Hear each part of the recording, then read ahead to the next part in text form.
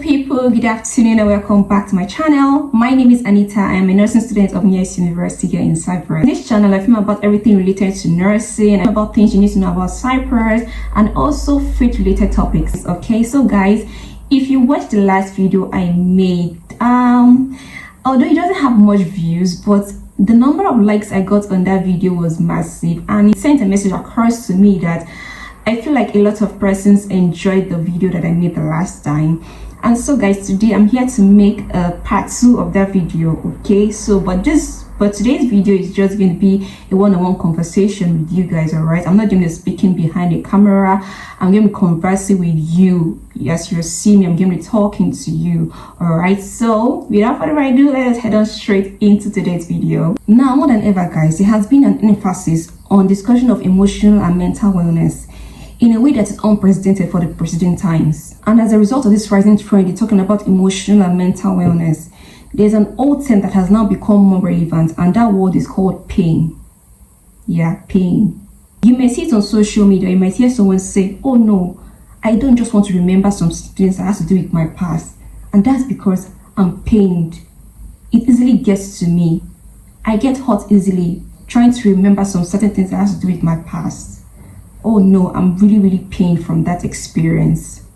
The word pain wasn't all that popular before, but now it's very difficult to have a conversation with someone who is seeking to live a life that is fully conscious, fully aware of his or her past experiences without hearing the word pain. Pain affects your ability to remain present in the moment. So when someone says I am pained, it simply means that even though I'm physically present, my mind and my spirit is snatched back to an experience that most of the time is traumatic.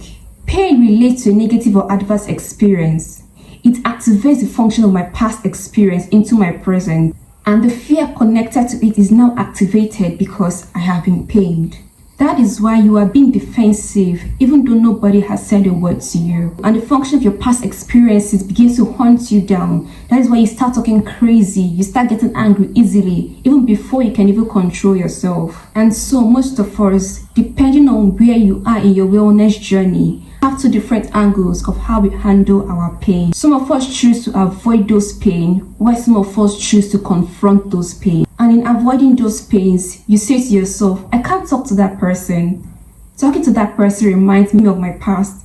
I can't have that conversation with that person. Having that conversation reminds me of certain things I do not want to remember at all. I can't go back home. Going back to my parents reminds me of the hurtful words they've said to me. I can't read that book. Reading that book reminds me of a season of my life where I was hurt, where I was wounded, where I was a victim. The only problem about this is that often when we avoid our pain, we also tend to avoid the healings connected to those moments. And so as uncomfortable as it is to stay in the resistance, to stay in the tension of being pained, there is a beauty in doing the second option. And that second option is confronting your pain. When we confront our pain, we say to ourselves, I'm not going back to that experience so that I can experience it again. I'm going back to that pain so that I can give it a language, so that I can give it an expression, so that I can say now what I was not able to say then. So that the pain no longer dictates who I am anymore. When you confront your pain, you now have the opportunity not only to give it a language, but you have the ability to say that version of yourself you're not able to say then. Sometimes God allows us to go through pain, and not necessarily because He wants to remind us of what we went through, but because He wants to give us a testimony from that season. I just feel like somebody needs to go back to his or her past and confront his or her pain. You can tell that shame, I know you thought that I would never make it on the other side, but I want you to know that I am fearfully and that I am wonderfully made. I know you thought that I will never come out of that abuse, that I will never heal from that broken relationship, that I'll never break free from that generational curse, but I want to let you know now that what happened to me didn't change what God has for me now. God says that not every pain is meant to destroy you. Yeah, some pains are meant to heal you, and others are meant to deliver you. Moses is a practical evidence that God will send you back to your past so as to confront your pain.